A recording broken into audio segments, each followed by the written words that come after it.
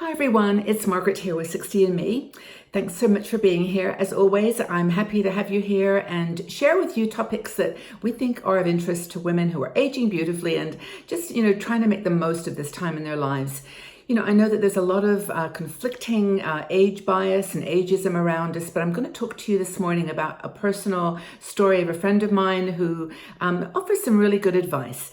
Now, before I start though, I want to let you know that I'm drinking my cup of tea this morning, and it's so cool because I love teas that change color.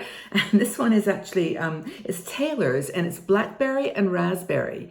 And I didn't expect it to turn kind of a blue color. I don't know if you can see that, but it's a really nice tea and it's very strong. So I like that intensity in my drinks sometimes. But blackberry is a good strong berry and it's a great tea. But I hope that you've got tea, coffee, whatever you love, and let's sit back and chat about something that's, I think, of importance to all of us.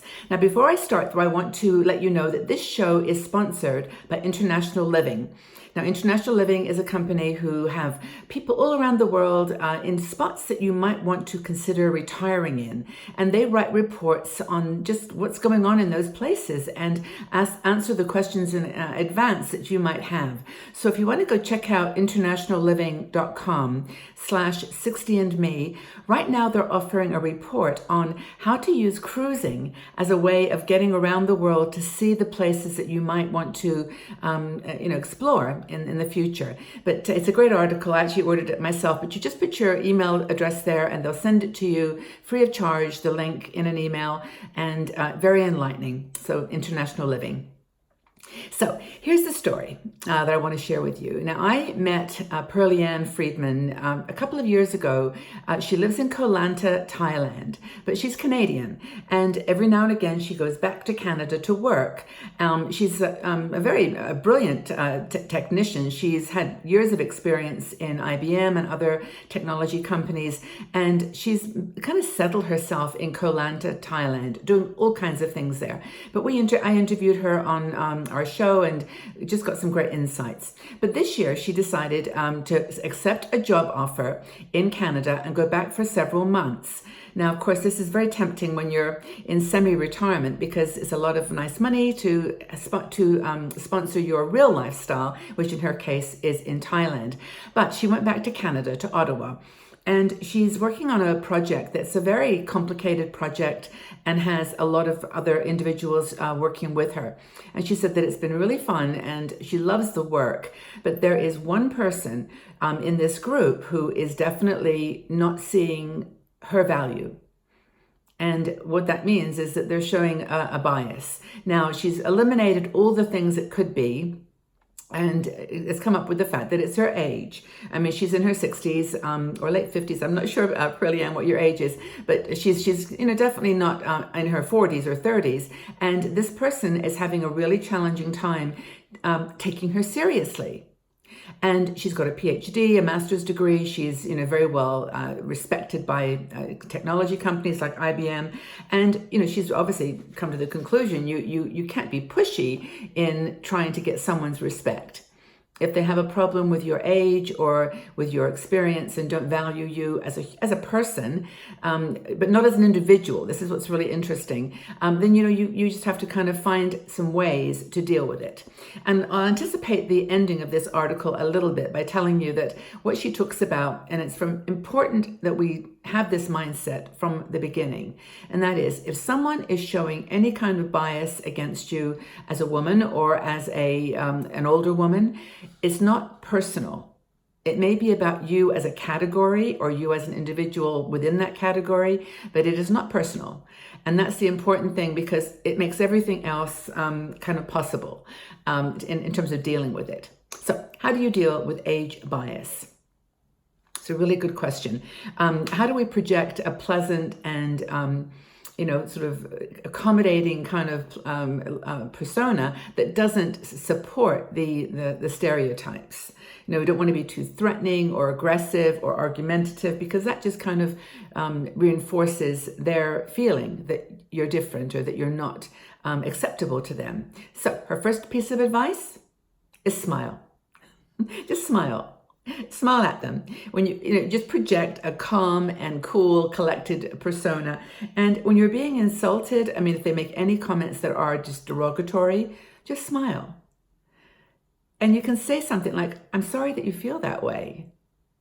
And just smile, because it softens all the edges and it lightens the situation. Now, unless you're actually one-on-one with this person in a room alone, which is probably unlikely, you're going to be around other people and they're going to be watching, and they can sense it too.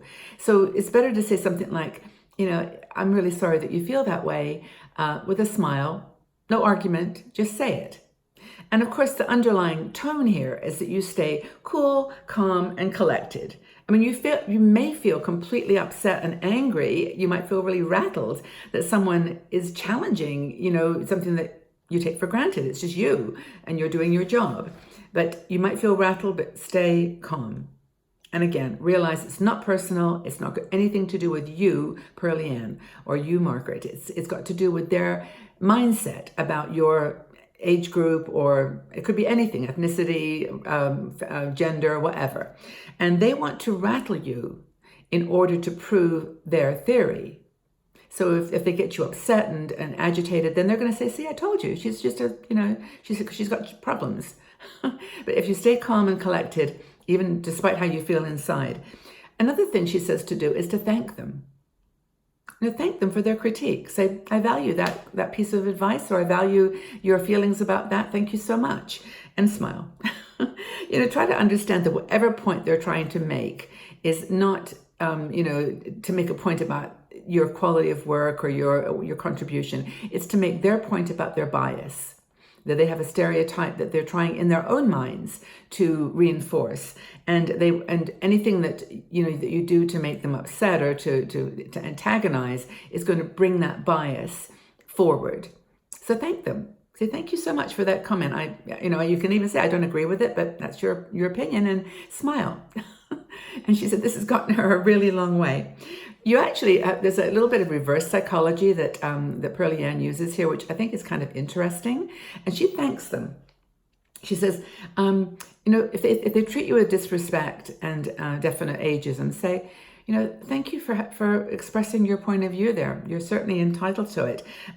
You might want to say something like, do you want me to give you some more time to process the reality here that I'm part of this team and I'm doing my work? Do you need some more time to process that? Or are you a little hard of hearing when I say to you that my contribution is equally valid? Or, you can push back a little bit, but you want to say, thank you. And say, are you hard of hearing? Turn it back on them and say it with a smile. Again, it's not personal. It's just them. And, you may not even want to bother with these people sometimes. I can hear people in the background saying, just ignore them. And that's okay too. But when you have to work with them every day, like Pearlie Ann does, it's a little bit challenging. And she finishes off the article. I'd read it if I were you. It's a very nice, well-written piece. And she says, feel sorry for them. Imagine what it must be like living in their heads, in their mindset, which is so challenging and so angry. Imagine what it must be like. And, the important thing, again, is it's nothing to do with you personally as an individual, but you might be able to help them to negate some of the stereotypical associations that they have. Whether it's age, ethnicity, place of birth, it could be your age or your gender, whatever it is, it has nothing to do with you. So just put it to one side and just get on with your work. Yes, stand up for yourself. Yes, you demand respect. You earn respect. You deserve respect. But, show the world and the people that you're working with that they have no control over you. They have no power. And I think some of these techniques that she talks about, especially the smiling and acknowledging their comment, thanking them for it, is unusually unique. And I think that she does a very good job of dealing with this. She's there for several months, so this is not a temporary 1 week situation. She's got to go home at night and live with this individual's lack of respect for her, which is very challenging. So maybe you've had this happen to your in your life, any age-related prejudice in the workplace that's really created some challenges. And how did you deal with it? How did you deal with it? So let's start a conversation here. We don't talk about this too often because I think it's something we've all kind of learned to live with. But now that I'm out of the corporate workplace, I don't feel it anymore. But I do actually realize that is still there with people that I know still working in those jobs.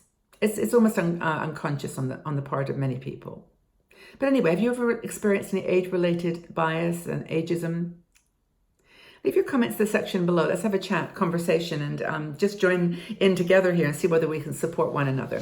But thank you so much again for being here. Thank you for your support. As always, check in out at 60andme.com, our YouTube channel here. Please subscribe if you haven't already. There's a bell somewhere here that you can ring that press that tells you when a new video is posted. And just know that we appreciate you so much. Thank you again for being here. Take care. Bye for now.